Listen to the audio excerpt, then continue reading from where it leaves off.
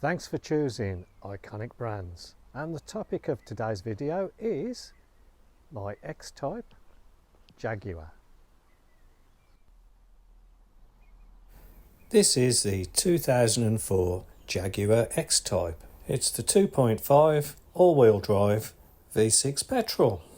Here's an update to follow on from my other videos on this car about maintenance and problems of owning a 20-plus-year-old car. The first thing is the door latch. It is a little bit stiffer than normal. That opens okay, but it just feels like there now.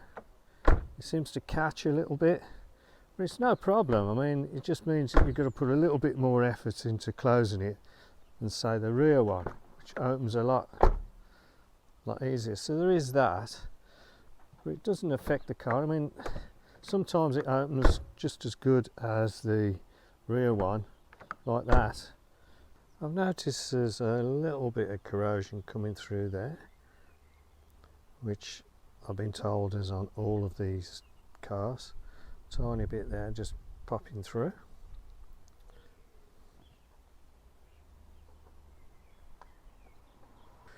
I'm happy to say I haven't had too many problems with this, but a 20-year-old car, you expect something.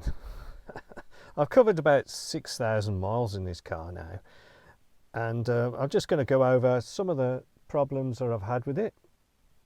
And like I say, I'm glad to say that I haven't had too many. One of the problems I inherited with this car was the key. I had to get that changed, and this is the key that I got changed from key fobs in Milton Keynes. Unfortunately, I had to take the car back because it came up with this problem here. Okay.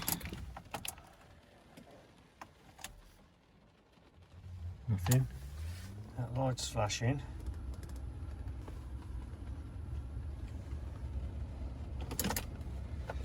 Right. Under the 2-year guarantee they gave me, they reprogrammed the key, and it hasn't been a problem since. Although, if it fails to start, sometimes it's because this is not quite in park.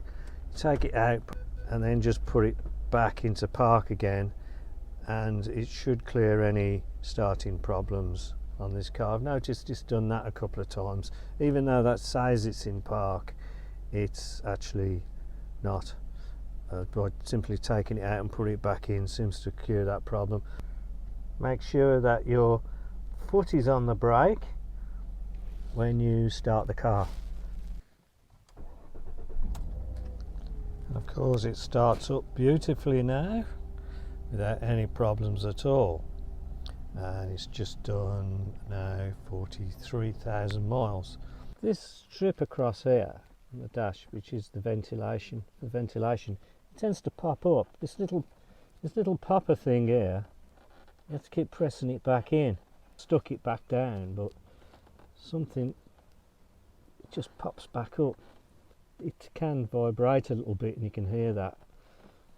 Definitely brighter bulbs in there. It's like driving with candlelight in some of the country lanes around here. I had the car MOT. There was a couple of advisories from last year, and that was the brake pads and discs. I had them changed all round, and that wasn't too bad a job. There was an advisory about the rear springs, saying that they are rusty. But of course with MOTs now they have to report any rust at all, even surface rust, as long as it's not affecting the structure of the car. Personally, I think it's okay, and a lot of mechanics have told me that. I said, well, should I get the rear springs changed as an advisory?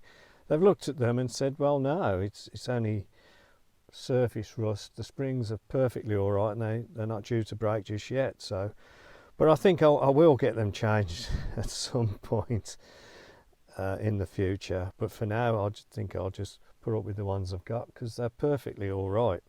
I mean, what do you think? Comments below if you think I should change these springs on the rear or not. It's been a great car. It runs lovely. It averages about 30 miles to a gallon, a bit more on a run. It's a 2.5 V6 petrol. It uses some Ford components in it. I think we've got to get past the days when that was frowned upon by Jaguar purists. 20 odd years have passed now. And personally, I think that Ford parts on this car is a big advantage. I mean, what are we worrying about when a Mondeo of the same year is almost double the cost of this? I mean, if this is a Ford Mondeo, what they say it is, then why isn't this double the price? I actually think this is a better car myself. Well, it's a better looking car anyway. All in all, it's been a great car to own the last couple of years. So I've covered just over 6,000 miles in that time. And for the cost of what I paid for it, it's very good actually. There are now only 548 registered and licensed keepers of this particular model, with just over 150 on a Sawn.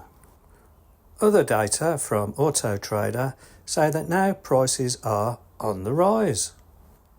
If you enjoyed this content and wish to see more, please look at Jaguar X Type on the playlists on iconic brands.